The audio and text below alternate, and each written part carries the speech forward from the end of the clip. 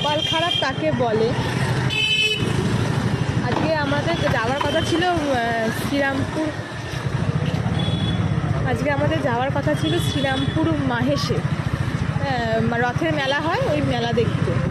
মানে বৃষ্টিটা মাঝপথে এসে সব কিছু প্ল্যান ভণ্ডুল করে দিল। ভাগ্যে না থাকলে কিছুই হয় না। আমি ছোটো থেকে এত বড় হয়েছি, কোনোদিন মাহেশের মেলায় যাইনি এখনও অবধি। তো আজকে খুব ইচ্ছা হলো, আমার বরকে বললাম যে নিয়ে যাবে।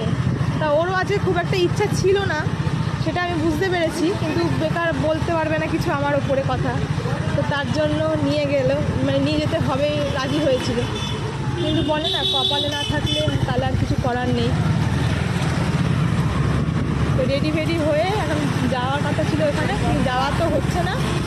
তো আমরা এখন যাচ্ছি হচ্ছে বারা মন্দিরে, একটু চা খাবো, বাইরে খাওয়া দাওয়া করবো, মানে পার্সেল করে বাড়িতে নিয়ে যাবো। বাবা আছে, মা খাবে, আমি খাবো, সবাই খাবো একসাথে। তো যাই, দেখো মাম্মামকেও নিয়ে যাচ্ছি।